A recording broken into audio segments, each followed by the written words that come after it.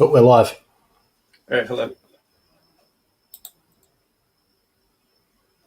Cool. Do you want me to intro or? Yeah, good. Yeah, cool. Okay, sorry, I thought you were going to intro. Well, I'll say hello and everyone, welcome to the channel. So this is a little bit of a different one tonight, even Mhm. though it's going live out. It's going out on both channels, live out on Hereticals. Um, so, but it's not me hosting it. I'm actually going Yeah, to be the subject of the interview. So it's going to be a little bit backwards to how it would normally be, but that's yeah, okay. Run with it. So, everyone who's in the live chat, really good to see you all. We will be doing super chats, but we're going to save them until the end. So, if you do want to throw out a super chat, throw it out there, and I'll keep an eye on it. Just keep it respectful. We're not going to. This isn't an Atangelo or Darth Dawkins situation. This is going to be a very nice conversation, I assume, with between myself and Isaiah. So, Isaiah, yeah. mate, it's your show tonight. So I'll pass the ball to you. Yeah, well, Chris, first and foremost, thank you so much for allowing us to do this on your channel because I initially talked to you about coming onto my channel. So there's just some technical problems as far as you need 24 hours once you activate I don't know, it's just some nonsense. But yeah, thank you so much. But Well, my the name's fun that we Isaiah. all go through. Yeah, my name's Isaiah Diesel, and I host the RHE Podcast. And so, again, thank you for hosting me. And okay, so this is going to be a little bit hard since I'm on your channel, but I'm just going to start out the way that I would normally start off.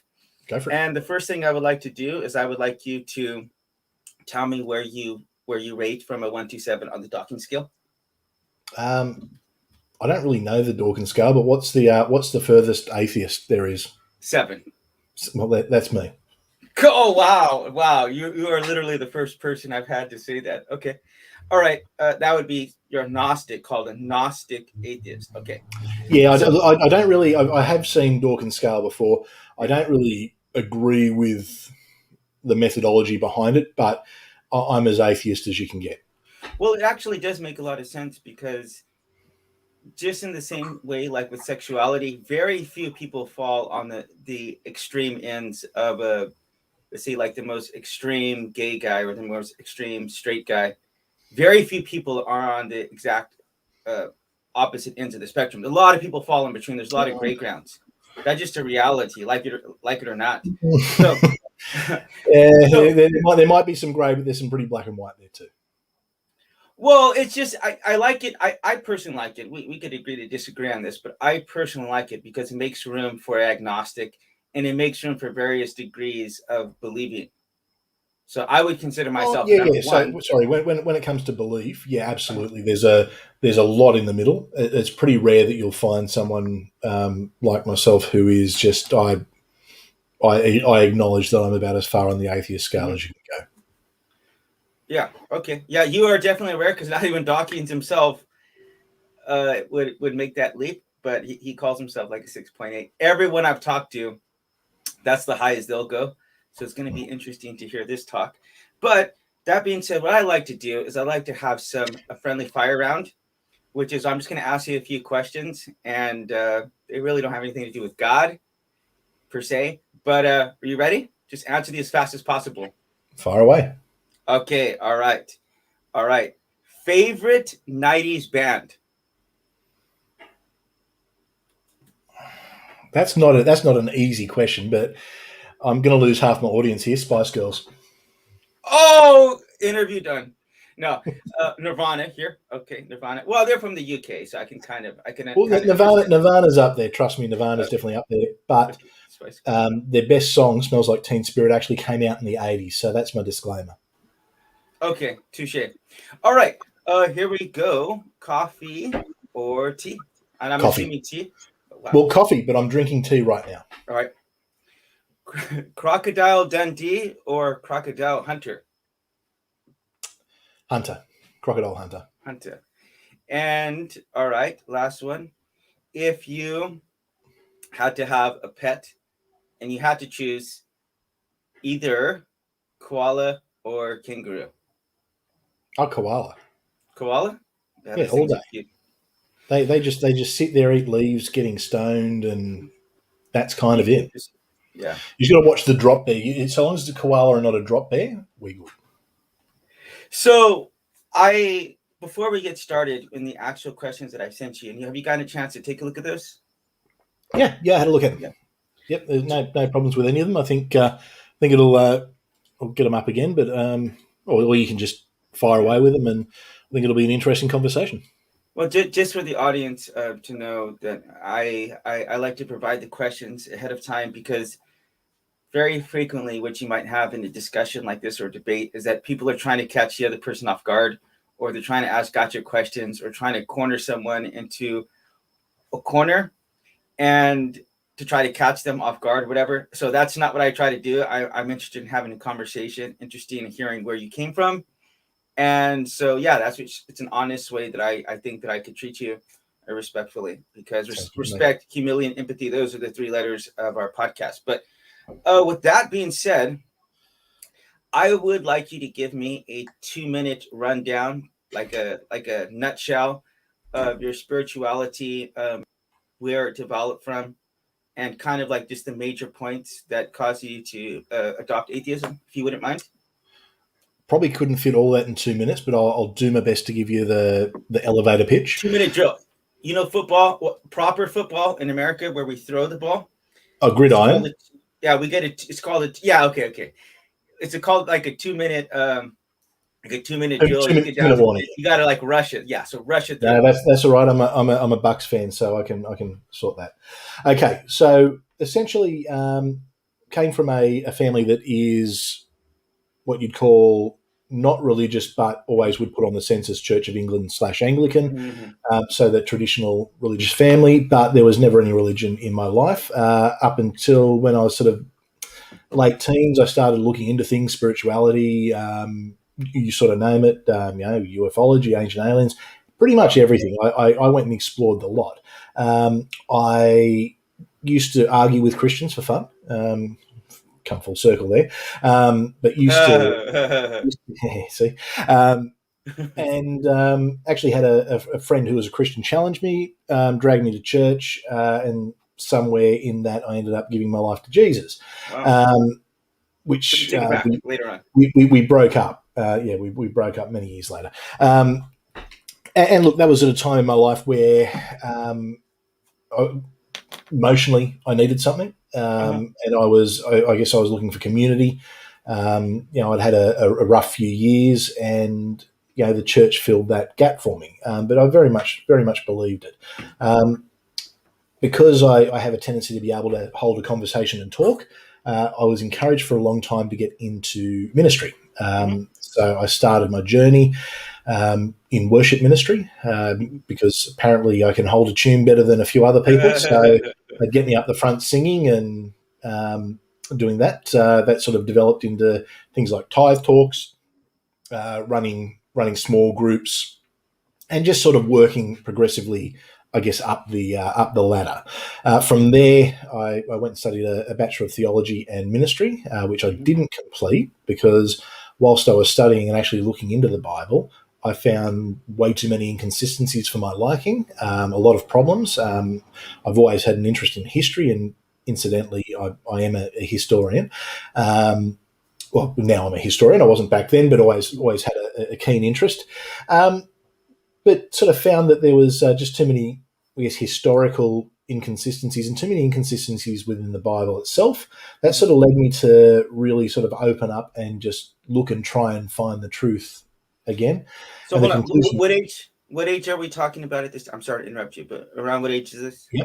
So this was a process that probably started mid-30s. Okay. Just how old are you right now? 40. Okay. I'm taking notes here, so do not mess up. Otherwise, I'm going to come back and scrutinize you. Gee, I better remember the stuff I'm making up here. So I there was one pivotal moment in a years earlier in a lecture actually on the Old Testament that led me, I guess, to really start to ask questions rather than just take for granted what I was being taught at the pulpit, which I think a lot of Christians do. They just listen to whatever their pastor says, and that's it. They don't actually look into things for themselves. So from there, I eventually found my way out of religion. I was looking for answers. I looked into a lot of different things, and came to the conclusion that that there can't be a God. Okay, all right. For the So record, how to go for 2 minutes? Was that all right? yeah, that's fine. That's great. I will give you a quick 2 minutes of myself, then we'll get into these questions I sent you. But I had something similar go down. My mom strong-armed me to go to Bible college, and I went to Bible college, and a couple of key things happened. One was the fact that a woman I was in love with went on a missions trip to Indonesia, Papua New Guinea, actually, and got bit by a snake and died. So that was like, I was in love with her, and I was just, it caused some conflict of faith right there. But yeah, seeing the genocides and stuff that was going on in the Old Testament, then asking your professors and really getting like answers that are not really like appropriate to give, like, especially if you want to respect someone's intelligence. Some of the answers they were giving were pretty out there. And so it really made me start to question the fundamental foundations that I had, which I wasn't even there.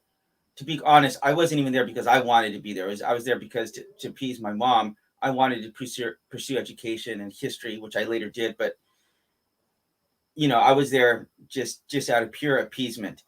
But another thing that happened was just seeing the level of judgmentalness and the level of hypocrisy. And it just really made me cower in fear and really want nothing to do with Christians or the church. And then one last thing I'll talk about. In Pentateuch, which is the first 5 books of the Bible, we are reading through like just taking like a survey of that. And in that class, the professor would occasionally call some students up for prayer requests, and they would like explain their prayers.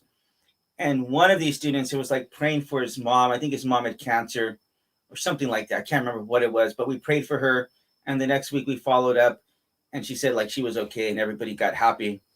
Then another guy came up later on and said that his wife was going to go consult a woman who was going to get an abortion like the next week. And, she was going to try to stop him, her. And so what happened was she went and talked to her, but she got the abortion anyway.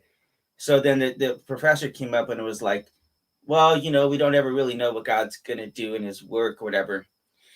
And so those two things happened. It was like both times it just seems like either way, we were just going to say God was doing something that we couldn't understand. But then finally, something came up where we could actually do something, which one of the students came up and was talking about some kind of financial problems that he had. And actually, my parents went to Bible college while they had my older sister. And imagine going through college, like having a baby, like that's what they did. So the students actually got together and gave him some money because they had like no money, no diapers, no food, something like that. So at the end, like I gave the guy like $20, and I had like $40 to my name, and I gave him 20, and everyone just went about their way. And I started to analyze this, and I was like, the only thing out of those 3 that we could have actually done anything about, we just offered up prayers, and everyone went around their own way. So it caused like just a combination of everything just really made me become an atheist. But I was an atheist for many years, and then I had a religious conversion, 516 actually. It's just 7 years. So, but okay. The questions I have for you, number 1 is, what is the biggest factor that caused deconversion in your life? Out of Christianity in particular? Yeah. The number 1. Inconsistencies in the Bible. Okay. The linchpin, the first one that got me, sitting in an Old Testament class. Introduction to Old Testament of all things, going through Genesis. And I wasn't particularly au fait with evolution. I didn't understand a lot of it. But I knew that it was probably something that I thought was accurate. And I asked the question in the class because it was very much a young Earth method. And I asked them questions and about, well, what if, how would evolution fit in with the Genesis narrative? Because I really had some issues. It didn't add up, because if young Earth isn't correct, Genesis doesn't work. So I asked the questions and essentially just sort of got laughed at. And at that point, I sort of thought, you know what? Yeah, people aren't here to actually learn and engage with the text. They're not here to grow their knowledge. They're here to be preached to, and they're just here to basically go and find something to repeat to others without actually understanding it. And that led me to I need to research this more. I need to actually understand it, because I wanted to be the kind of Christian minister or pastor who could actually explain things. I wanted to be the one who, when the atheists came, I was going to have all the answers for them. I was going to be able to overcome any problem. And ultimately, that led me down to a journey to where I am right now. So I'm not going to go through and try to line item rebut these things, but I'm just going to tell you, first of all, I do believe in the Big Bang and evolution and all that. And by the way, say hello to my daughter, Leah. Yeah, she just barged in right now. She loves to crash bomb, bomb my sessions here. So anyway, kids do that. Yeah. So, by the way, how many kids do you have? 3. Okay. And we just have the one. She's 3 years old. And okay, so first of all, I would say I both believe in the Big Bang and evolution. I believe those work incredibly well inside of Christianity. God had to create everything somehow, and I don't see anything in the Bible that tells him that the earth is 6,000 years old. Like, I don't even, that's not a position I would even ever think I needed to defend.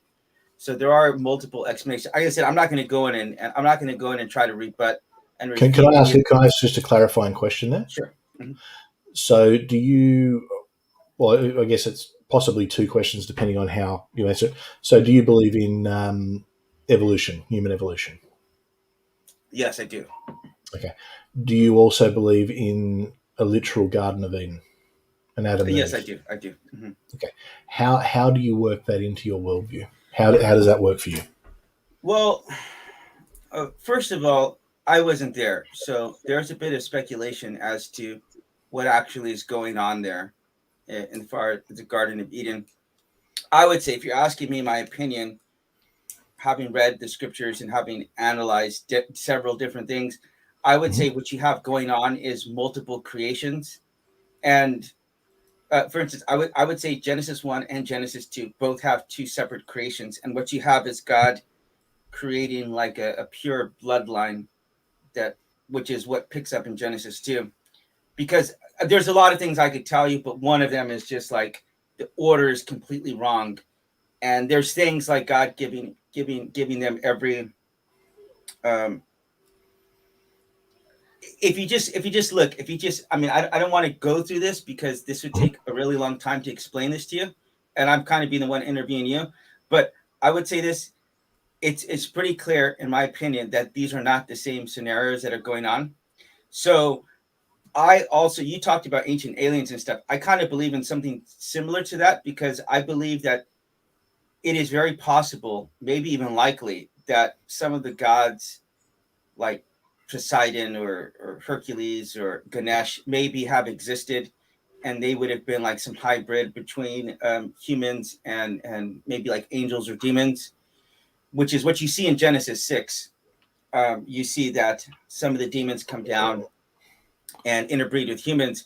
So they make some kind of hybrid species. So I think those would have appeared to gods as people.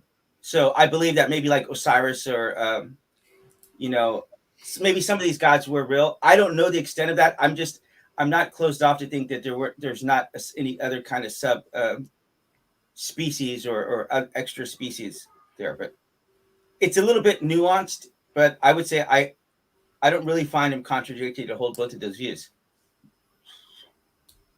So if you were interviewing me, we could talk about this for a really long time, but I would like to go on to the second question. Yeah, sure. Now, this is some of this stuff.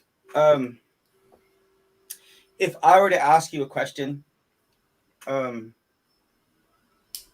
let's just say I'm going to speculate this question to you, and it's not meant to entrap you. It's a legitimate question, and I'm going to ask you this, and there's no real way for you to answer this question, okay? Because it's kind of like, what's your guess? So you seem like an intelligent bloke, an intelligent person. You seem like someone who could wrestle with an existential crisis and like emerge out of it and be like a stronger person than before you went into it. Would that be a correct assessment about you? Yeah, I think I'm fairly capable of dealing with. Yeah. Right. So a question I will pose to you is, if I took atheism at the level that you have, like a number 7, and I presented that to your average Joe Blow 6-pack or 6-pint. I'm sorry, I want to be culturally sensitive because that's what you guys drink down there. 6-pint. Actually, no, we don't drink pints. What do you guys drink? And I host a show called Six Pack, so we can go. I'm actually having a beer right now because I was a little bit nervous about coming on your channel, so I want to take a little bit of the nerve away. But we're friendly. Yeah, I'm getting a little bit nervous in these. I'm not really an outgoing type, but anyway. So the question is, if I were to present that to your average Joe Blow person, do you believe that would be a something harmful to your average person, just your average Joe Blow? To the average person? Yeah. No, not at all. Okay, good. See, so that's just okay. So that's just a question. I'm just asking your opinion on this. And this one, that's not to say it wouldn't be harmful to everyone, because I'm not going to discount that. For some people, religion can have a positive benefit, and for some people, I think losing their faith could have a terrible effect on their, I guess, mentally on them. I know what it did to me. It was horrific losing my faith. But I think for the average person, yes, and I believe that the benefit outweighs the detriment in the vast majority of cases. Okay, that's good. So that's an honest question. And so the next question is genuinely, I'm genuinely asking you this because I don't think you're going to be able to answer this question accurately. In fact, I know you can't. But this is just asking for a gauge for you. Okay. Challenge. But what? It sounds like a challenge. Well, it's kind of. Yeah. This is a bit of an unfair question for me to ask you because there's no way for you to know the answer to this unless you were God. But what percentage of ministers do you believe have lost their faith and remain in the profession for financial stability? I would say a fairly small percentage. I do think that there's people who probably didn't have faith prior to getting into ministry, but learnt that it can be a lucrative gig in the right circumstances. Look, there are people certainly who ministry is all they've done. You know, especially if they've been pastoring a church for 20, 30 years. They don't have another skill set that's marketable. Right. Life and their entire identity revolves around that. But ultimately, I believe it would be a fairly low percentage. Would you say under 10%? Oh, definitely. Okay. So, we interviewed. So I normally have an atheist co-host, and we normally interview other people. Unfortunately, he's really sick right now, and my other one just had a little Sheila. And for anyone outside of Australia, that's a female, a Sheila, and a bloke is a male. But he just had. It's probably what we called women 40 years ago. It's a bit of an outdated term. Oh, okay. Yeah. Well, okay. So he had a young girl. So he's been out of commission like the last month. So, I've been kind of shorthanded here the last month or so. But anyway, actually, my other co-host has been sick for the last couple of months. He has really bad illness. So I'd offer to pray for him, but I don't think it'll work. Good one. That guy, though, when we interviewed, we were talking about the college dilemma, the Bible college dilemma, and about how Bible college doesn't really prepare anyone when their lives are not centered around like the Bible. Like if they get out of ministry or they deconvert or whatever, they're kind of just like screwed, honestly. So I know many guys who I went to school with who are like plumbers, or like one of my friends is like a Coke delivery driver. Like you're just kind of out. You got to feed. You got to feed your family. Got to eat.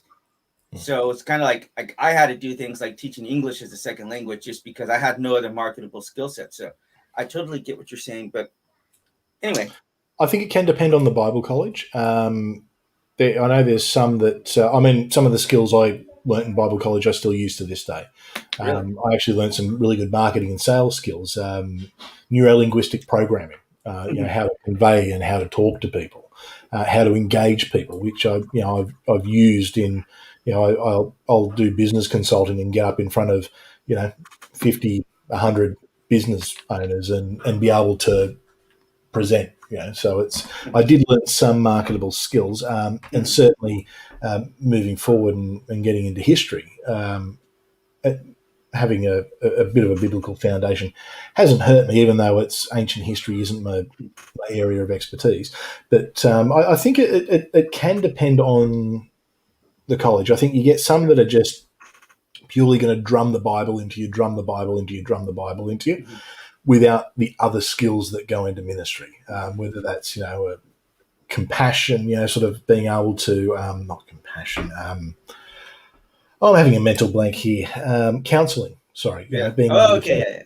So there are other skill sets that I think, Right. well, how marketable they are out for someone who's been in ministry outside of that. Well, I'm not too sure, but I mean, if you're running a church as well, you're essentially running a business. So Yeah. there's skills that you will pick up there. So this isn't on here, but I hope you don't mind me catching you with a little Go for it. Philosophical question, if you don't mind. Go for it. Okay. Why is it that Australians feel absolutely no need to pronounce the letter R? Because you're like here, over there, like. I don't know if that's right. That could be incorrect. Like, it's far. Get in the car. Okay, anyway. That's all right. No, it's so far. Yeah, because I think what actually happened. That was a joke. I think Americans actually double it up for us. So you'll go far. So that extra one you're throwing in, you've taken from us. That is precise. I just did an interview with the bear. Actually, I want to talk to you about this because he's a bear. He uses a bear avatar. He said that same exact thing. But the reason why he uses the bear is because he's afraid of being doxxed. Mm-hmm. And so for the lay person who has a life and doesn't know what being doxxed is, that's whenever people release private information about you, or maybe even your identity. Sometimes, and I just found this out this last week, have you ever heard of swatting? No. That's whenever they call the SWAT team. Yeah, I think that happens in games and stuff like that. Yeah, literally. And so that's a horrible thing to do, because I'm about like, okay, we could agree, we could disagree, we could maybe not agree on a single thing, but that doesn't mean that we couldn't respect each other and help each other out in time of need. So I have friends who are Jews, who are Muslims, who are atheists, who are agnostics, people from all over the range. And so I don't really care. In fact, I prefer having people who disagree. They introduce new ideas. Whenever I hang around Christians too much, it's like an echo chamber, So I'm not really up for that. But okay, too boring if everyone agrees, isn't it? Right. Yeah. Okay, so the next question is, what would cause you to reconvert back to the light? You assume you mean Christianity? Absolutely nothing, because Christianity is false. Okay. That's as blunt an answer as it's. And I say this with respect to you, but not necessarily respect to the religion. Christianity is not a true religion. If there were an almighty being, unfortunately, it's not or fortunately, however you feel, it's not the Christian God. There's too many inconsistencies in the Bible. There's things that are completely, we can prove false. and the Genesis narrative, if the Genesis narrative doesn't align with evolution, and that creates a big problem because that leads to no original sin, which leads to no reason for Jesus to die on a cross, which completely negates the entirety of Christianity. But apart from that, historical inconsistencies, there is absolutely nothing that would bring me back to Christianity. So first of all, that's fine if we agree to disagree on this point. I didn't think we'd agree on that one, but that's okay. I'd rather give you an honest answer rather than that's great. Yeah. The reason why I wouldn't take offense is because I've experienced Christianity to be true. So if you were to ask me, or you were to say something to the regards that my daughter wasn't real, which I'm actually going to ask you a question related to that, but if you were to ask me, if you were to say something like that, well, I could potentially do something like try to prove it to you, such as just showing she's like a little clone of me, right? I mean, you slap some hair on her and you got me. But if I were to show you like her DNA, our DNA reports, whatever, and you were to say, oh, well, that could be faked, or, I could show you I kept the pregnancy test. You could say, oh, that could be forged. We'd go down that line. To me, that would make absolutely zero relevance to me because I've actually experienced my daughter and I have a relationship with her. So we could debate some of these things. To some of them, I'll be honest, because I haven't studied the Bible history, I'm not as up to date as I wouldn't be able to have a very intelligent conversation. I mean, I could have a conversation about history in general, some of the methods and some of the limits of studying history, because I am well versed in that. But I just have not. That's not something I'm even interested in, honestly, because maybe one of the reasons why you might want to do something like that is for apologetic reasons, and that's not something I'm even interested in doing. I'm not interested in like trying to debate you, trying to convince you, and then you're going to convert to Jesus Christ afterwards. Like, I don't think either of us are converting or deconverting after this conversation. Yeah. So yeah. I'm just telling you. Well, I'm just telling you the reason why that just doesn't register. So you could say whatever you want all day long. That wouldn't affect my relationship with my daughter. Wouldn't affect what I've experienced in my life. You know what I mean? So sure. I appreciate you giving your opinion on that, but don't worry about offending me at all. All right. This is actually okay. This is going to be an interesting change up, and I have actually a little side question to ask you on this one. Because one of my atheist co-hosts, we did like a steel manning of each other's positions, where everyone's trying to talk about like the best sides of their position and the worst side of the other person's positions. Well, what we've done with this podcast is first of all, we've attacked the other side's positions, but then we've turned the guns in ourselves, attacked our own positions, and then we've still manned the other side's argument to see what's the best parts of their argument. So what I would say, if I'm looking at this objectively, is if you falsely believe that this is your only life, this is the only thing that you have to experience, that would give you a definite advantage in the carpe diem sense that you got to really cherish this day, because you may not ever have another sunrise with your kid, so it seems like in a short term atheism has a shorter term benefit. Absolutely. So do you think that atheism allows one to cherish the day and value life more than a theist? That's the question. Yes, absolutely it does. And I can say that from personal experience. But look, this is the only life that we've got. I know we'll disagree on that, but that's what it is. So whether you're right, something could happen. My life could expire tomorrow, which makes every day, every second, every week, every month, every year all the more precious. Life is so much more precious to me now, because before I had a life after death insurance plan where, okay, well, this is just the trial life and I'm going to get through to the main event, which is the forever life. But this is it. And that was hard for me to deal with. That was the hardest thing for me to deal with. Oh, yeah. The whole non-existence thing, that really messed me up coming out of religion, because I think I would have rathered a literal hell than non-existence. And, that really caused me issues. But then I just realised, why worry about that? Because every second I've got here, why waste my time worrying? Why waste my time on all this just irrelevant rubbish? This is it. This is the life I've got. I'm going to make sure it's the best life. I'm going to live on by leaving a legacy for and with my children and any grandchildren and so on, and just do the best I can do, So that if I were to expire tonight, well, I know that I've done everything I can do to live the best life I possibly can. Really? You'd probably be the only person I've ever met who could actually say that. But if you are, then I give you major props, because I think we all could do more. I could probably do 10 times more, honestly. Yeah, look, but the thing is, you can only do your best. I think, yes, everyone can do more, but I mean, you've got to prioritize your life. I mean, we could all go out. I mean, we could sell everything and go and feed starving children in Africa. But if I do that, then I sacrifice time with my family. And there is a bit of selfishness in there. But for me personally, my life is precious, and I want to make sure that I get the most out of it in whichever way I can.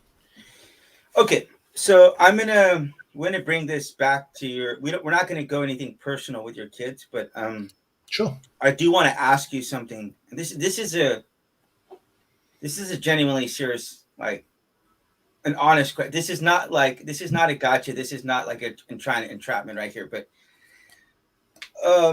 so Ryan Reynolds, Ryan Reynolds, Canadian. I guess you guys are both. Yeah, you guys are both part of the Commonwealth. So absolutely right. Yeah, God save the Queen. What was that? God save the Queen. God save the Queen. God save the Queen. Zeus save the Queen. Whoever you worship, save the Queen. Yeah, it's interesting. So the guy who's really sick right now, he's Canadian. And it's amazing because we can have conversations and we will get 100% of the cultural references. Unless he says the word about, I'll never know that he's Canadian. They say like they wield a boot, like it's really weird. But if I talk to Canadian, then if I talk to someone from the UK, the cultural references are like bloke, Sheila, chap. Like I'm not going to get any of those. Well, I will, but other people wouldn't, because I've lived overseas for 10 years, So there is that, like we're practically cousins, America and Canada. So, but anyway, so he Ryan Reynolds is in a movie recently where he's like an avatar, I guess, in a game. He's a computer. Yep. Yeah, I haven't seen it, but I know which one you mean. I'm not a nerd, so I don't play. He's an NPC, a non-player. Okay, yeah, okay. Thank you. That's the word I was looking for. Yeah, I'm not a nerd, so I don't play games, but I don't play those kind of computer games. Sorry, that's a joke, bad joke. But anyway, he essentially finds out that he's a what? NPC, non-player character. Okay, so he finds out that he's a non-player character, and some of the characters he's interacting with are, what do you call them when they get plugged in? Player characters. Just player characters. Yeah. So I don't know. I don't want to give away any sports. I haven't seen the movie, but if you were to find out that scenario, let's say you were to find out that you were a simulation and your children were a simulation, do you think that would be something detrimental to inform your kids? Like, would you want to inform them about that reality? Or do you think they would be better off to be spared from that fact that they weren't actually real? Well, they still would be real, just a different type of real. I have consciousness, so I'm real. So if I'm a computer simulation, I'm a pretty advanced computer simulation, and I'm essentially artificial intelligence. I'm real. They'd be real. We'd be connected still. Would I want to have the conversation with them? Well, it depends at what age they're at and what level of understanding they have. My children are young. I mean, certainly I wouldn't sit down with my youngest because my youngest, for a start, wouldn't have a clue what I'm talking about. Dropping my microphone there. Sorry about that. Wouldn't have a clue what I'm talking about. And, I mean, her life revolves around Paw Patrol and Bluey. And, Paw Patrol. so it's not an appropriate conversation to have with someone that age. My oldest, yeah, maybe at some point she's pretty clever. Would I have that conversation with her if I discovered that it was an undeniable truth? Yeah, I probably at some point would, if I thought she was able to cope with it. I've considered writing this like short story about like a father who's getting blackmailed because it comes to his attention. Okay, so someone is blackmailing him because of the fact that he finds out that the world is a simulation, and he absolutely believes that if his daughter finds out, that it will be like totally devastating. And just to give you a little context, this isn't totally an original idea, but because if you take a look at the Matrix, I believe part 2, there's like an Indian guy, and he's trying to get his daughter somehow. He's trying to get her out of the Matrix or something. The train station. Yep. Yeah, I really do not remember So the idea though is that I don't know. Personally, if that were me, I would do everything. I would pay off whatever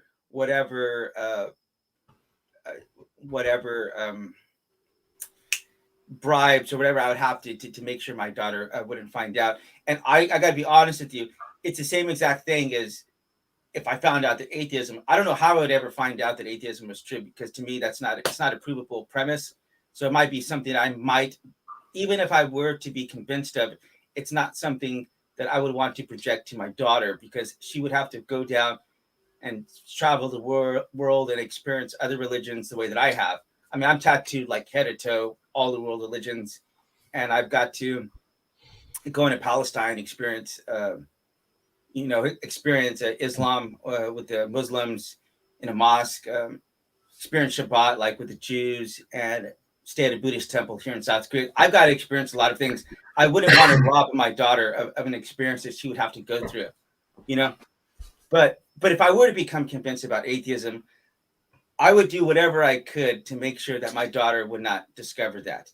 So what is as a father and as someone who wants to naturally want to protect your child, how does that play in as far as wanting to convey your ideas maybe or your beliefs to your children, and not wanting to, in the same way that it's not right that my mom would force me to go to Bible college, strong arm me, in that same exact way, how do you what are your thoughts about conveying your ideas to your children and not wanting to live for them, right? Well, I've lived this. I have absolutely lived this. My oldest, so my two youngest, they were too young. But my oldest certainly remembers going to church, remembers going to Sunday school, and remembers that. And it wasn't an easy conversation to have with her. But it's a conversation we had, because with children, and certainly the way I treat mine, I guess, or my parenting theory, I'm honest with them. We had to explain to her why we weren't going to church.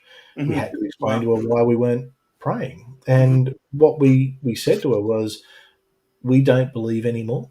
And that's okay. If you still want to believe, you are allowed to believe, and we won't stop you. If you still want to go to church, we're happy to take you to church. But we don't believe, and there's a number of reasons. And she asked some questions as, best, I think she was 7 or 8 at the time, as best someone that age can. And we explained it to her in a way that she would understand. And I think it was probably a little bit sad for her at first, and a little bit confusing. But I guess it's the same as, at that age, they're kind of prepared for things like this, because that's about the age you kind of get the gist on Santa Claus. Santa. God, I hate whenever people compare Jesus with Santa. That so annoys me so much. Well, I know that's because we've got evidence of Santa, but we won't go there. That was a joke, by the way. Yeah, that's good. I was internally laughing.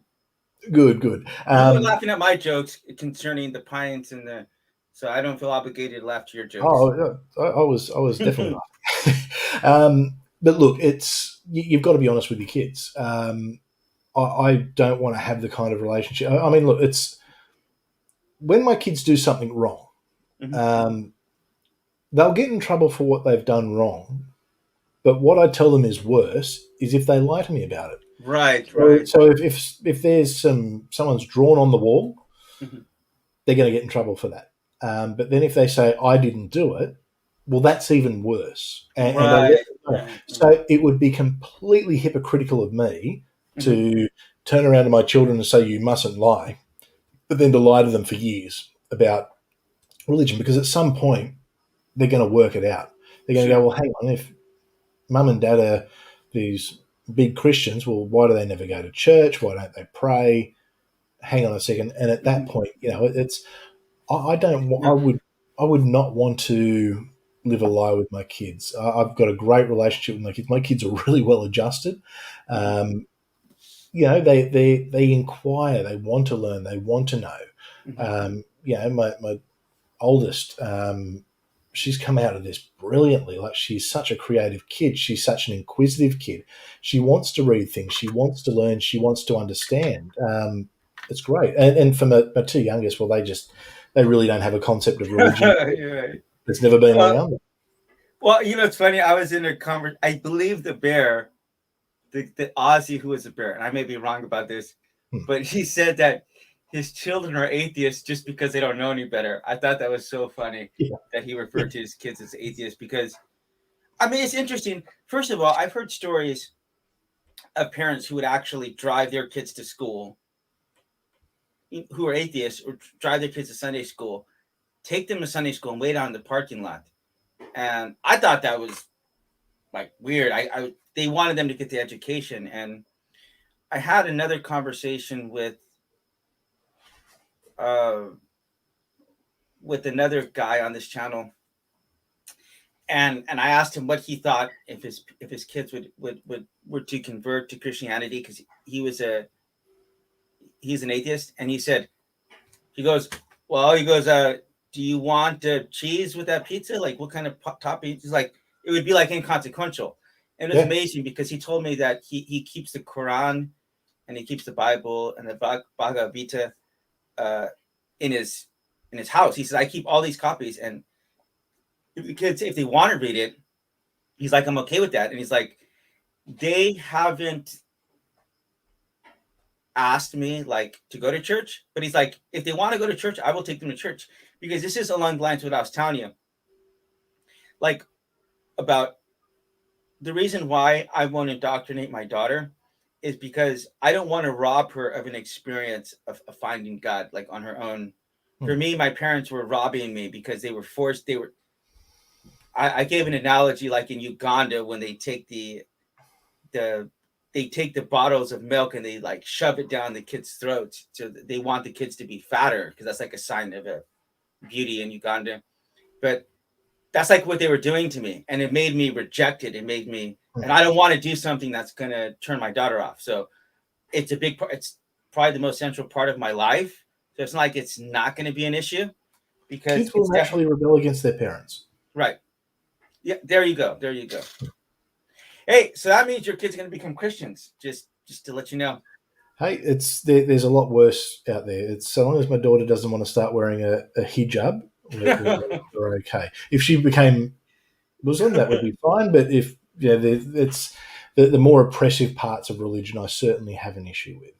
Sure. Even if my daughter were to become a Christian, I would hope that she wouldn't be forced to not be able to lead. I Right. would Right. hope that some of the older doctrines of Christianity or some of the more traditional Orthodox doctrines wouldn't influence it. But you know what? It's my kids can believe whatever they want to Right. believe. Right. That's good. I respect that. Can you hold on for 1 second, please? I'll be right Sure. back. So I'll just say hi to everyone while we're here. Anyone, if you've got any questions in the chat, now's a really good time to shoot them at me. I don't know how long Isaiah will be away, but if you want to shoot some questions, fire away. If you're not watching it live, that'll be a little bit hard. I am doing my best to keep up with the chat, but obviously still trying to have a respectful conversation at the same time. not the conversation I was expecting, but an interesting one. Almost a Matt wants me to have the elevator music start playing. Well, I am the elevator music, so you'll just have to put up with that one. Yeah, it's certainly some interesting things. I think if you do look into Genesis, that's always an interesting one. I'm sorry about that, mate. That's okay. I kept everyone entertained. I just waffled on for a few minutes. Okay. So, by the way, if you want to have a round two where you can get more thoroughly into asking me these questions, I not intentionally was dodging them. I just, I'm trying to think. I'm not sure if I've had an experience with someone who was actually either studied to be a minister or went through the route that you did, who actually deconverted. It actually reminds me of Mel Gibson, who's an Aussie, right? Mel Gibson, and actually, he's American. Well, he grew up in Australia, though, right? Yeah, His family were mission. I think they were the missionaries, or they were either missionaries or they were like with the embassy or something. But I definitely know he spent some years in Australia. Yeah, no, we've definitely given him back to you. He's all well. You can have Mel Gibson back. I will gladly take what was that? Worthington, Sam Worthington. Sam Worthington. Yep. Worthington. Okay, we'll keep him. You could probably have Orlando Bloom back. Well, he's English. Really? I thought he's from the UK. I mean, I thought he's from Australia. No, he's English. Okay. He's from the UK. Yep. All right. See, is anyone else who would like to give back to you? Oh no, Nicole Kidman. Okay, she's definitely a keeper. Most people try and give us Ken Ham back, but we're not having Ken Ham back. No chance. We kicked him out for a good reason. Touche. Hey, I really want to thank you for this conversation. It's been very enlightening, and I hope it's going along well for you. Yeah, no, this is all good. This might get a little bit contentious, and this hopefully we can put a little bit of fireworks out there in the ether, because this is maybe a little bit too civil. Let's see if we can spice things up a little bit. But I can amp it up if you want. Do you believe that atheism can harm people? I think we already covered that a little bit. But yeah, some people. Look, it depends on the person and the situation. It's Christianity can harm people. Cake can harm people. It depends on the person and the situation. Look, you get some people who I think that the mental trauma from leaving religion may be too much for them. Mm-hmm. I've got a friend, and I would hate to see what would happen to him if he left religion, because I know that prior to becoming a Christian, he was in a really bad place. And I see that his life has turned around, and it's, I think, it's nothing supernatural, but it's certainly just the fact that he's got a community. And I question whether he'd get the same type of community and that same kind of support that keeps him on a better pathway if there wasn't a church involved. So for him, if I wouldn't try and convert him, I don't really try and convert anyone anyway, unless I get plenty of people try and convert me and we have a conversation and they leave a little bit awkward. But look, there's some people, I don't think you can throw a blanket on. But as far as the majority of people, no, I think if the world was atheist, I actually think it'd be a much better place. Really? Absolutely. I obviously completely do not agree with that. Obviously, several reasons. First of all, I mean, just for the fact that I do not believe that it is it's the truth. That is a very big stretch to think that you could have some disagreements about something, or maybe not even understand it. It could be that you understand, it could be that you genuinely have some kind of things that you may think are irreconcilable that are just completely reconcilable due to the fact that you don't know, let's say you don't know the original language, or maybe you don't know some other facts that would totally fill in another part of a story that you just don't know. You know what I mean? So I mean, even if throw one example at you. What was that? Can I throw one example at you? And it's one that you should be familiar with. Sure, good. All right. Who was Jesus' grandfather? So Joseph, father of Jesus. Yeah. Who was his grandfather? I have no idea. I mean, I'll be the first to say I have no idea why that's like that. So I've heard the Christian explanations, and they make no sense. The Christian explanations are terrible a lot of the time. Yeah, but I'll be honest about that. I'm not going to try to say that Christianity is flawless. I mean, there might be some language issues that are going on, or what I have heard is there's something related to the fact that one line is being traced from the mother and one line is being traced from the father. I really have no idea. I mean, I'll just say I literally have no idea about that issue. Yeah. To be quite honest, it's not really relevant to me one way or the other. But that's not the. If I took an hour or 5 hours to try to resolve that, I feel like that would be a waste of my time. So I don't get involved in apologetics. Like, that's not something I'm interested in. You know. But is the truth important to you? The truth, absolutely. So wouldn't you want to be sure?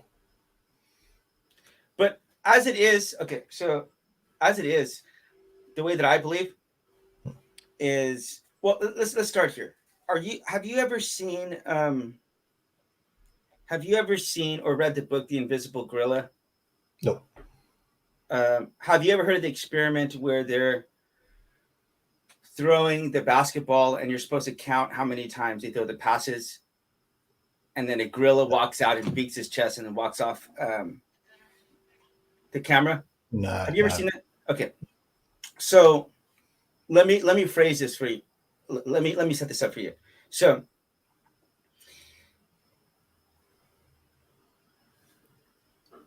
this police officer was chasing a robbery suspect. Okay. And as he's trying to run him down, right by where he's doing this, some officers are beating a suspect, like really bad. Okay. And he's like jumping a fence and he's trying to find this guy. And then they do like this internal investigation, because I guess they might have hurt the guy really bad. And they have like a code of silence among the police officers. So like nobody was saying who was actually beat that guy. Right. So what they concluded, though, was that whoever or that guy must have crossed the path right there, and he must have seen what was going on. Okay. So it's called like a code of silence among the police. So this experiment was designed to show that when you start focusing on one thing, you can miss information that's like blatantly right in front of you. Okay. So he designed this where, again, you're supposed to count how many passes like the white shirts or the black shirts make. And as you're watching this, literally a gorilla walks out, starts banging his chest, and then he walks off. Okay, yeah. So like an instruction. Yeah. So when I read that book and they were referencing that video, I said, there is no way. I will bet money that this has not happened. Lo and behold, though, I went and started showing this video to people, probably at least 60% of the time. A few of them saw it, but 60% of the time they didn't see it, right? So what I'm talking about is that we have blind spots in our cognition, and everything we see as far as what we see about the world and touch and taste, whatever, that's all electricity that our brain is interpreting, right?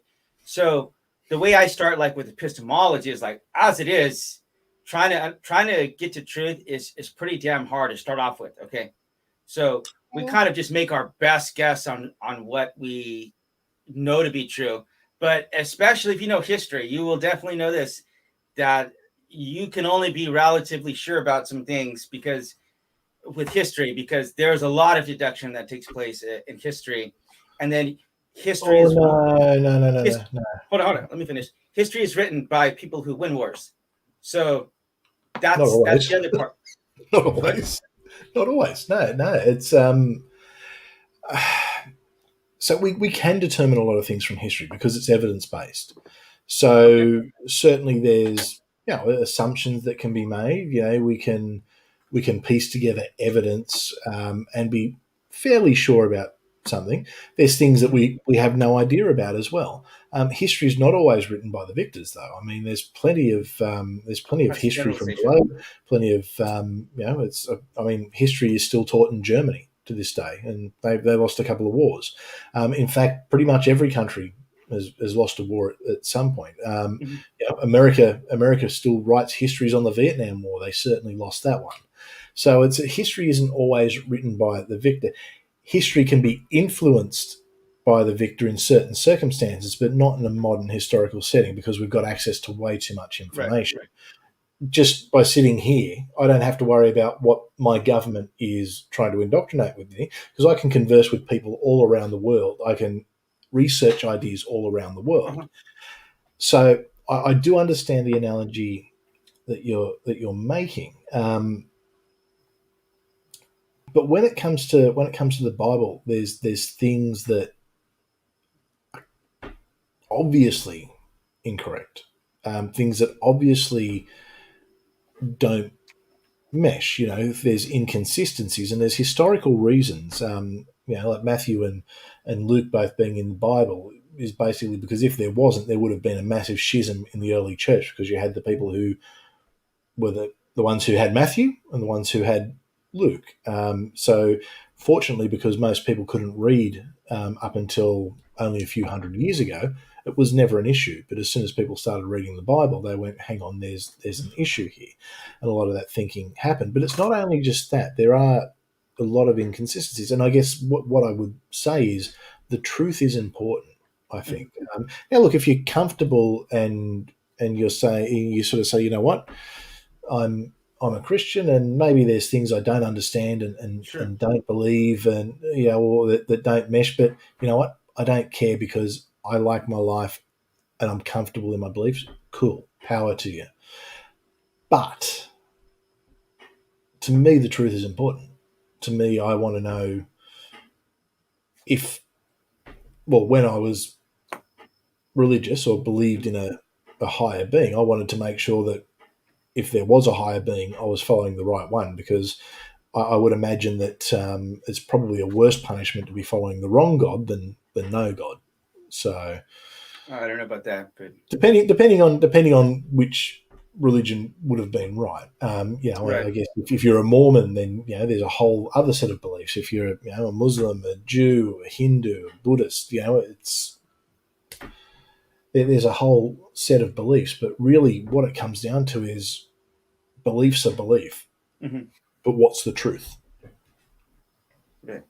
Well, so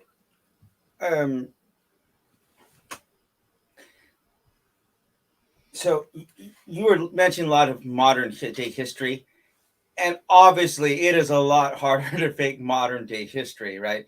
But that's part of the issue with ancient histories. You have a lot of you have lots of exaggerations. Okay, so if you read some of the Greek read the Greek historians about how many people died in the battle of Thermopylae. You know what I mean? Like read that and tell me if you think that actually happened. Like it's glorified. It's glorified. Herodotus and Thucydides, they absolutely they definitely exaggerate things, because they're writing in a certain time to a certain audience, and Right. their Herodotus in particular is very pro-Athenian in, and you sort of assume that maybe they didn't really get that many Persians. Maybe the Spartans weren't as bad as, but you can look beyond those. But I mean, still at the same time, we can use something like Herodotus and say, well, we can absolutely use that, and we can relay the history that there was a war between Athens and Sparta. Right. We know who the victor was. We know that there was wars between Athens and Persia, because not only do we have these writings from that period of time, but we can also go and archaeologically trace that. Sure. The point I'm trying to say in that is I'm not saying that those didn't happen, and I'm not calling into question a lot of history. I'm just saying we understand, one, people exaggerate. Two, even you could genuinely believe that you're telling the right story, right? Like, I'm not sure if you've ever seen Brain Games, which is I believe it's on Netflix right now. It's a result of the work that was done in this movie, in the book that I was telling you about, The Invisible Gorilla. And so they do stuff like this throughout the whole time, man. It's incredible, because what they do is they take this principle and they'll show you they'll play with your mind for like 20 minutes, and then they'll rewind the tape, and they'll show you all of the times that they played with your mind throughout that story, throughout the like 20-minute documentary that you totally missed. Okay. What if that's what Christianity's doing to you? What? What if that's what Christianity's doing to you? Well, I've experienced Jesus Christ myself, so that's I don't go by professors or pastors, or I've had my own personal experience. So I'm not what modern day Christians tell me, or what pastors or televangelists. I'm not interested. So I get in some conversation like, well, this person does this person does that. Like that has no relevance onto me. I've experienced Jesus Christ. It's changed my life. I've experienced miracles. He's spoken to me. So that's what's relevant to me. Like nothing you're going to tell me, as you said, like we're not going to convince each other. I'm not trying to. No, we're not going to deconvert each other. But I do want to have an honest conversation with you, and sure. I do want to, it's. I don't just want to sit here and nod and go, oh, I want to have a. Sure. So, and I guess on the historical side of things, it's ancient history is easy to put together in a lot of cases. Not in all. There's certainly gaps. The Bronze Age collapse is one of my favourite things because it's such a mystery. Interestingly enough, in the chat, we've got Dr. Josh Bowen, who's actually watching, who's an Assyriologist. Yeah, he's brilliant. Absolutely, that's smarter than me. He's a lot smarter than probably both of us combined, me included. What do you have to say? But look, I guess, and personal experience. I understand personal experience because I had personal experience, and I was very much convinced that I'd had a personal revelation from Jesus, and that's things that sometimes I still sort of go, damn, that really felt real. But by the same token, I'll have Mormon missionaries who will knock on the door, who will tell me that they've had a personal revelation that Joseph Smith was true. I've had Muslims who will tell me that they've had personal revelations that that Muhammad was the final prophet. It's every religion in the world, every belief set, you will find people who have had personal revelation. Mm-hmm. But what if? I'll throw a complete, and this is not what I believe. What if Hinduism is true, and the revelation you had is actually just actually no, I'll use a better one. What if Norse beliefs are true? Okay, and the revelation you had that you thought was Jesus was just Loki playing a joke? Yeah. Well, what could it be if? I mean, you could use the same. We could follow this rabbit hole forever. We could say, well, Descartes proposed an evil genius who was manipulating our senses or whatever. So that's what I'm saying. Like you talked about truth. My daughter is obsessed with. Give her daddy a kiss. Give her dad like 15 minutes, okay, baby? She's can you see her? I told you, what I tell you, she's like a little clone of me, right? Yeah. Throw some hair on her. I'll throw some hair on me. Okay, Leah. Leah, ship open. So that's what I was saying. I'm not trying to specifically with history. It's like, okay, obviously history is not as straightforward as like mathematics or physics or biology, where you can say clearly it's 1 + 1 is going to equal this 2. But the point I was trying to tell you about the brain game and the invisible gorilla, because this has more to do with psychology than it has to, and sense perception than it has to do with actual history. It's just you could genuinely believe that you saw something, and this might be one of the things that I might use to explain away some of the things about the New Testament. Okay, maybe that might be the case of what's going on here. One person genuinely believes that they saw two people, and maybe they saw the person at a direction where it looked like it was one person. That's completely possible to do. So, and if you don't think that's possible, go watch Brain Games and watch. They do things like they show a robbery take place in the first scene, okay? And then later on, you're asked to go back and recall things that you saw from the robbery. And it shows why eyewitness testimony is not reliable, okay? So even if you have like the most cherished thing to have would be like a primary source in history, that's like the holy grail, right? But it's like, okay, even if I grant that, even if someone saw it firsthand and they recorded it, doesn't mean that it's actually accurate. you know? So, I mean, as I said, we could go down this, we want to get into epistemology. We could have this a very long conversation Yeah, on this topic alone. it depends. It depends on the historical source. Not all sources are equal. There's no two ways about that. I mean, there's argument that you could use the Bible in parts as a primary source where eyewitnesses. But then there's, it could also be a secondary source because a lot of it's relayed information. But okay, I'll put it to you this way. Let's use this analogy. Mm-hmm. Who's the president of the United States of America right now today? Donald Trump. Okay, I'm going to say no. This is actually good. No, this is good. That was a joke. You didn't laugh. No, that's cool because I was actually going to say that when you said Joe Biden. And the point. Okay, so I'm going to say Joe Biden.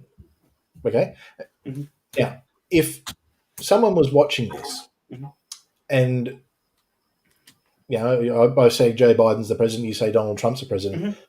we can't both be right. Only one of us is correct. Right. Okay. And that's the point I'm making with Matthew and Luke. Only one of them can be correct. Okay. Yeah. And I'll just be honest, I don't know how to solve that specific one. Ultimately, to me, it's inconsequential. To tell you the honest truth. It's not, I wouldn't spend the time necessary to go and try to figure that out. And that's probably a more honest answer than I get from most people. Well, but then I also say there's probably some alternative theories, that stuff that's going on in Genesis, and probably some Christians would not be comfortable that. I'm not saying it's entirely true, but it could be the case, as I've talked about Thor, or maybe Loki, or maybe some of these gods actually did exist. I mean, I don't really know how I would know that one way or the other. Is really beyond me. Like, do you know what's going on 1 billion light years from here? You have no way of knowing that. So we know on our best day 1% of the information that's out there in the universe, right? So that's why whenever I approach these issues, I'm like, okay, we'll try to make our best a guesstimation and approximation. But you want to even with science and trying to understand the Big Bang, the origin, cosmology of the universe, we can't account for 90% of the material in our own solar system. So, and not in our solar system, in the Milky Way. So we have like some really big gaps that are out there that we don't know for sure yet. So I recognize that. I mean, I appreciate it. Yeah. You want to get in there? I was going to say I would defer to my friends who are more scientifically adept. I'm certainly not one of them. But I would very strongly disagree with you on that. But I'm not a scientist, but I hang around with enough scientists to know that that's probably not accurate. It's not accurate that 90% of the Milky Way is cannot be accounted for, or at least we'll say it's dark matter. You're saying that's not true? No. I have no idea. I don't think 90% of the Milky Way is dark matter from my limited understanding of science. And I mean my limited understanding. This is not my area of expertise. Yeah. I'm happy to have a look at the chat. I know I can see Dr. Matt's in there, who he could answer that. I can't. But I've seen similar arguments. Yeah. Well, I have a friend, who's a physicist, and sometimes we drink, and he explains to me some of these mysteries that physicists either have a hard time solving, or stuff that he tells me probably we're never going to be able to solve. Dark matter can be accounted for, though. Okay. Well, okay, it can be accounted for, but we don't know exactly what it is. Okay, so that's the point. It's dark matter, but what is dark matter? So if you don't know what it is, then that's not really accounting for it. So anyway, so the point. But anyway, let's move forward. Yeah. But the point you're saying is that you want to get to the truth. I want to get to the truth as well. But I'm very well aware of, if I only know what 1% of what there is to know in the universe, chances are in that other 99%, there's a lot of stuff that would make my ideas seem totally ridiculous had I known them, so that's like the idea of empathy, is that we understand I'm dealing with you. I can't see you right now. I can't touch you, but I know that you're in the same position as you. Maybe you're a few years old. How you said you're 40? Okay, you're a year older than me. If you were 60 years old, maybe you'd have some information that I don't have. And so the idea of like RHE Podcast is to try to examine things from other people's perspectives, try to learn things from them, and try to be respectful and say, I don't have the answer. I'll be the first to admit I don't have the answers to probably at least half the things. If you want to get down into some of this stuff about, I'm sure if Bowen would question me for. Oh no! And look, I would say I don't know. I'm not trying to stump you here. I'm the wrong guy to answer these questions. No, but I'm also trying to explain. Yeah, because I went from a journey of someone who, look, my life was planned out really well. I was going to be a pastor. I was in with the right church organization and movement. I would have had a very, very successful career in that. For me to walk away was quite a big deal. And I guess I'm trying to explain some of that, because I think one thing that atheists do wrong is they just go, show me the evidence. There is no evidence. I like to go the other way. I like to say, well, hang on, let me show you the evidence, rather than just do. I think it's a lazy argument. I'm an atheist because I don't believe. I actually don't think that's atheism. But I'm not going to get into that debate right now, because I'll get a lot of angry tweets about that. But I think it's important for people to be able to explain their positions. And like I said, I'm not going to say anything that's going to change your mind here. But we might have an interesting conversation along the way. And sure. I like throwing these thoughts out there because I like to understand what the other side thinks. I like to, maybe I've got a thought that's wrong. Maybe there's something that can be explained that I haven't thought of, because I haven't thought of everything. I can assure you of that. It's so I'm always interested in those conversations. Right. Well, I will put it this way. Okay. Have you ever seen the show The Outer Limits? No, I've heard of it. You've heard of it? Okay. It's like the there's one show Twilight Zone or something, isn't it? Happened in the 2000s. And it starred Gary Busey, the crazy like Trumpster guy.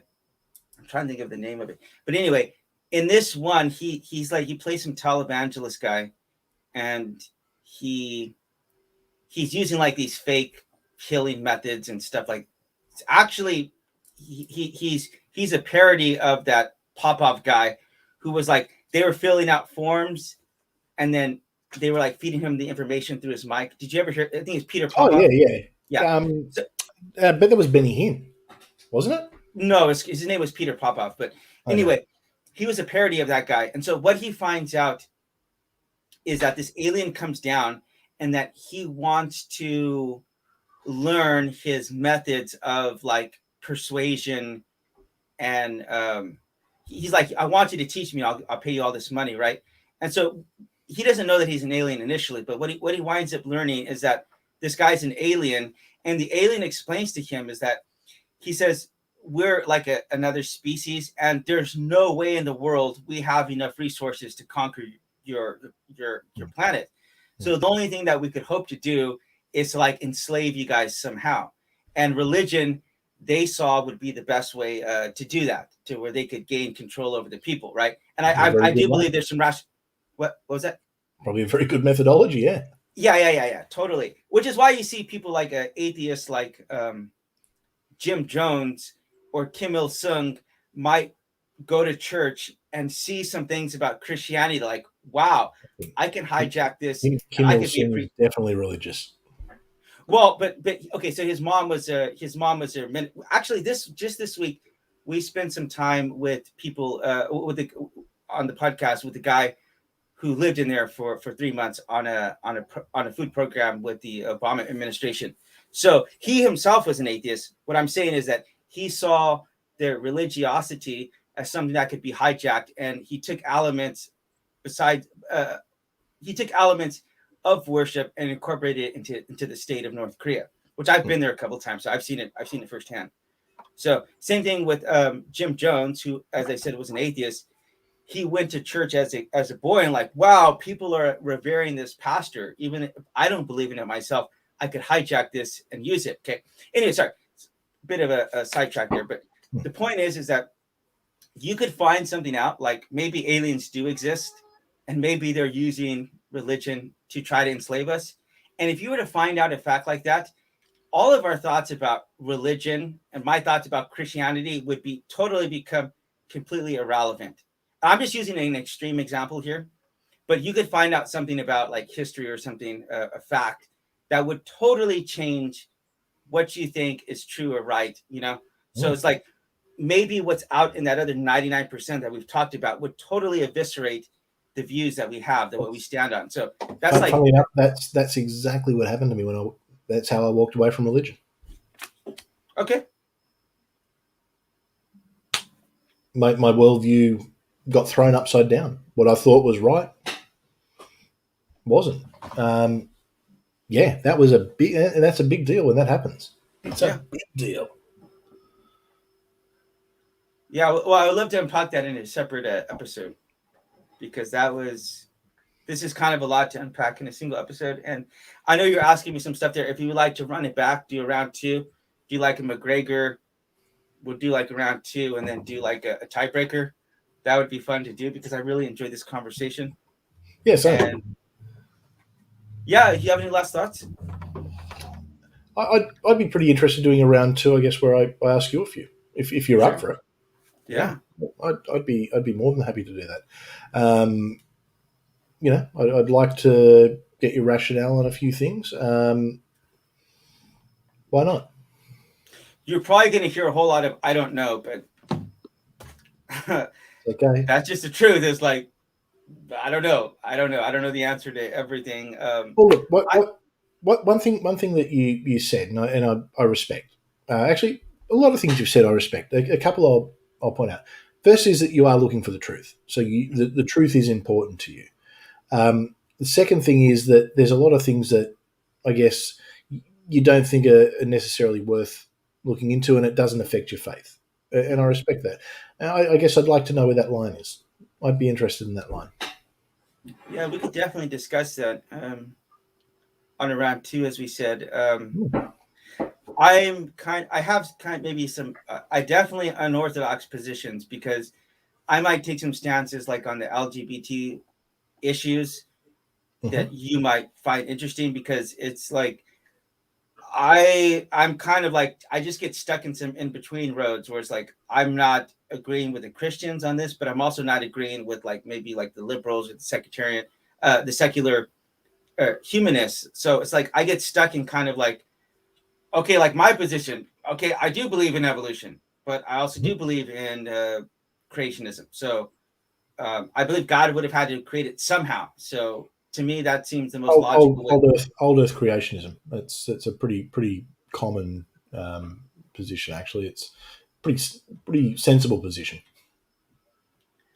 Yeah, there's people who are, and I don't understand it, because that's not even a position. If I'd pick up the Bible and I'd read it, that's not even a position I would feel like I would need to adopt. Like, it's not something that's central to the gospel. It's like Jesus resurrecting from the dead. That would feel like something I would absolutely need a stake. Like, I got to put that flag in the sand and say, like, I'm going to die on this hill, because if that crashes, then everything else crashes, you know?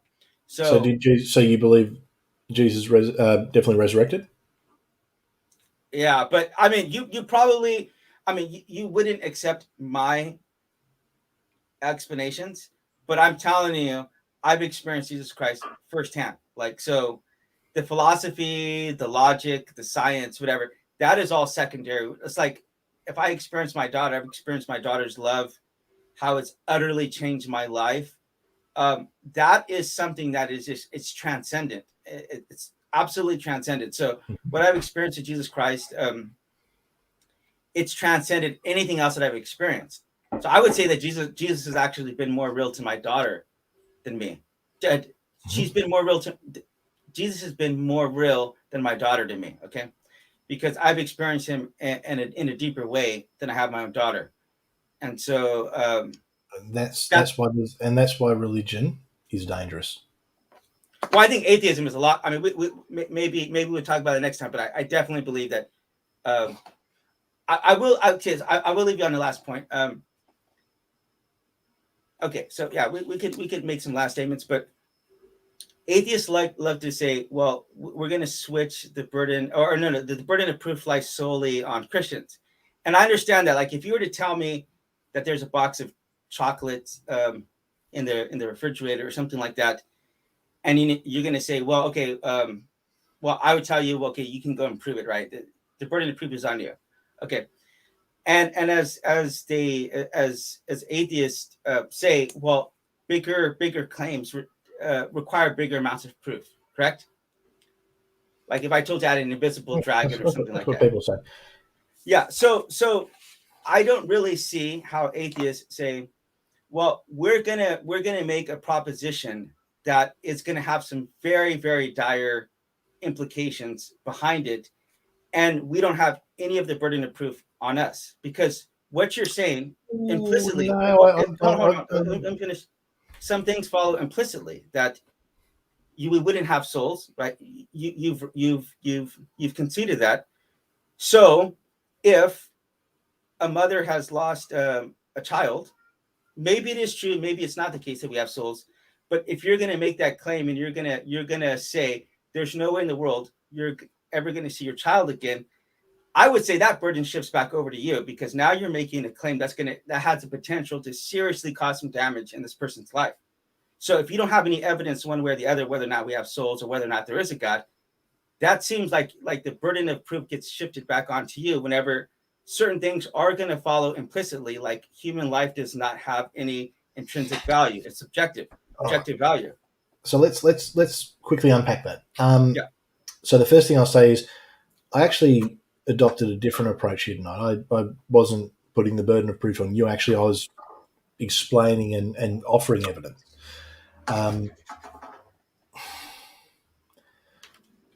Oh man, I'm really stuck on what you said before, and I don't know if you meant to say what you said about Jesus being more real to you than your daughter. But to me, that's sad. That's really sad. Well, you have no idea how I've experienced Jesus. So how you would say that one way or the other is again, this has to do with you're not me, so you don't know what I've experienced. No, right? and you don't know that. And to me, that's one of the sad parts of religion, and I see, and it's certainly not a comparable thing, but I see the way that, say, in certain Middle Eastern countries, people treat their children. I see where honor killings and things like that, all in the name of religion, where people put a deity before their own flesh and blood. That's wrong. That is just that is wrong. And if that is what a God is about, I don't want anything to do with that God. Right. That's horrible to me. Right. It's and I'm not saying that you're a horrible person, but like, please don't take it that way. But that analogy, I mean, I've seen your daughter. She's cute. Beautiful. She runs. She waves. Hello, she's my daughter. Hello. And I guarantee that you love her like there's no tomorrow. I know how I feel about my children. And that's how I feel about God. Exactly. And that's just reality. That to me is sad. Reality is not contingent upon my daughter's existence. Like my daughter's not holding the universe together. The universe did not come about from my daughter. So in that sense, God is a lot more real. It's like not even relatively close. And the day I met my daughter was the day my universe began. How old are you? How old am I? I'm 40. No. How old were you when your daughter? You said you met your daughter.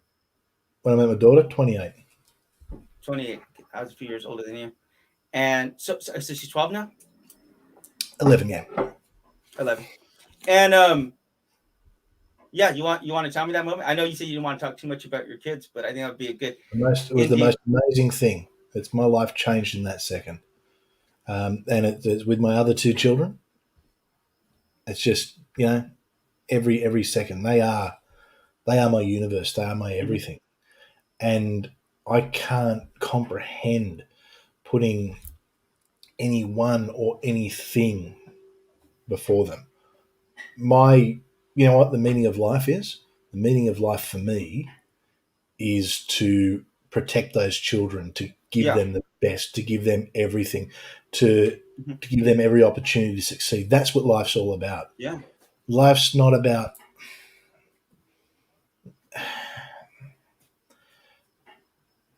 I want to say this respectfully, and don't take offense to it, because this isn't an attack You're on good. you. You're I all good. respect It's you all good. and your right to believe. I don't Mhm. respect your religion. I don't That's fine. respect. I don't respect atheism. This is I perfectly don't, fine. and that's cool. Perfectly That's fine. cool. It's a belief in atheism, or lack of, or however you want to Yeah. term it, doesn't affect me. Yeah. Yeah. But anything, anything that demands that you put it first before your child or your children, Mhm. that's something that is fundamentally evil. And I'm so glad that People. that doesn't exist. Hmm. Yeah. Well, I mean, I believe that atheism is not only wrong because it's not true, but I believe it generally does hurt a lot of people. I genuinely believe that. So we definitely have just a fundamental disagreement on this issue, and that's I, I, fine. This and isn't this isn't here to. I'd love to hear, maybe in our next conversation, I'd love for you to unpack that. I would like to Sure. hear your thoughts on that, because Absolutely. I'm more than happy to sit back and potentially reflect on those points that you might make. Yeah. Absolutely. It's yeah, I'm really stuck on that one though. I'm really Yeah. stuck on that. Well, I will tell you this. So so I want to end off something positive here.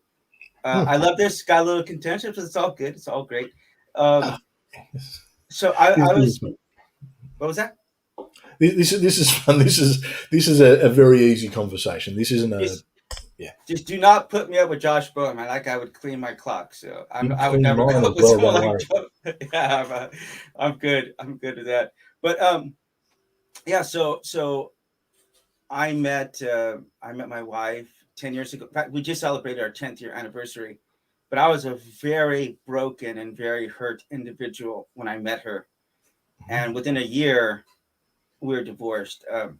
I spent my wedding night um, in a tub of vomit to where I couldn't even crawl out of it. I had to wait for an hour to even get sober enough to be able to get out of it. Mhm. But I went back to America, and this day, 5/16, Jesus Christ, I've alluded to it, but he spoke to me. He told me who he was. He revealed himself to me. He showed me his love for me, which is much greater than I could ever love my daughter. It's true. I mean, I've seen it. He showed it to me. He showed it to me, and that love has changed my life. And when about 5 years after that, after I was divorced from my wife, I came back to South Korea, and my wife got pregnant the night I got back. And so it's been an amazing journey that I've been on. It's been far from perfect, but yeah, I remember when I saw my daughter's picture. I have the picture. I'm just like wow, this is unbelievable. I couldn't believe that I made that little Mm. perfect being. You said you saw how beautiful she is. She's my daughter, so obviously she's beautiful. But Yeah, yeah, she's seems like she's got a really cool personality. it's like I wouldn't have her if it wasn't for God. And it's like I cannot reverse that same logic. I cannot invert that same logic. Like if I didn't have my daughter, I might have another daughter. Okay, Mm. my like reality and contingency, all of that is not based on my daughter's existence. That's what I was trying to say to you. Like that's you may have taken it the wrong way, and I know that I love my daughter to death. I know I died for her in a heartbeat. I respect what the criticisms you might think that you heard, but I will say I have my daughter because of God. So I Mm. would have been divorced from my wife had I not had that invention. There's no way I would have been able to be a husband prior to that. So I'm so grateful for the difference that he's made in my life, and I'm just yeah. That's my last thoughts. You have any last thoughts? Yeah, always seek the truth and be prepared to accept that there's things that you don't know, and be prepared to accept that you could be wrong. Sure. That's my motto. That's I stick to that to this day. I'm more than happy to be proven wrong, or Yeah, but look, I've enjoyed this conversation. It's Absolutely. been interesting, not what I expected, which is Chris, good. I'm not sure if you do a fist bump or you throw like maybe you just might throw a boomerang or hit your partner, but we do like a fist bump in America. So Oh if no, you just do like we got the fist bump here, but when we finish, okay, we oh, make it explode. oh you Yeah. gotta yeah we Um. everything yeah. So for our listeners, let's just plug each other's channels. Well, actually, can you plug your channel? Yeah, absolutely. So obviously, there's some of you who are watching it right now live. So my main channel is Hereticals. So Hereticals is a group of different people of a few different beliefs and thoughts that get together and have a good time. We have Friday Night Six Pack, which is I guess a bit of a light variety show with Beers? a focus on religion and secular thoughts. But my co-host is a Buddhist, so that's Wait, always interesting. you have Um, beers? and we have a few different shows that are coming up. But look, there's always something on the channel. Hereticals, you'll find it there. There's plenty on. The idea is it's a safe space for everyone, Yeah, regardless of absolutely. what your thoughts are on religion, politics, whatever. We're always open to just hanging out and having a chat and not yelling each other down, listening to each other. Yeah, you got an incredibly soothing voice. Let's say that. And Wow. anything you say in like an Aussie or UK accent just naturally sounds better. I will say that. So Look, I don't know about the UK accent, but definitely the Australian accent is the perfect accent. It's we refined it quite well. yeah, and my podcast is RHE Podcast. Normally have an atheist as a co-host to try to the way I explain is like if I'm looking in the world with one eye, with my one perspective right here, I can't see what's going on over here. And I'll even use a scientific analogy. When scientists are trying to see how far a star is, they will take a picture. They will take a picture of the star, and exactly 6 months later, well, the Earth is on the other side of the sun. They'll take another picture, and they used trigonometry to check out the. It's called the parallax switch, Mm-hmm. and it shows them how far away something is. And so for me, I think the best way we can disagree with stuff, but I can definitely. I've learned from people. I've learned from Muslims down in Palestine, learning about prayer and their devotion to God, and seeing the way that they cleanse themselves and celebrating Shabbat in Israel. I've seen some stuff I've genuinely learned from them and Buddhists inside a Buddhist temple here in South Korea. So I think we can learn from each other. We don't need to dehumanize each other and No, demean each other, you and we don't can need say to we agree can with have each other. honest disagreements. Maybe in 5 years, maybe you might adopt my beliefs. Maybe in 10 years, I might have a deconversion process myself. There's been certainly plenty of times where I've felt that way over the last 7 years that things have gone so wrong so many times that I've definitely felt that way. But I'm definitely grateful for my faith and for what I've experienced. So, yeah, thank you so much, man. I really appreciate it. Cool. All right. Well, on that note, I will end the stream. So for everyone who is watching, have a good morning, afternoon, evening, or whatever Good it is, day, wherever mate. you are on this beautiful world that we all occupy. All right.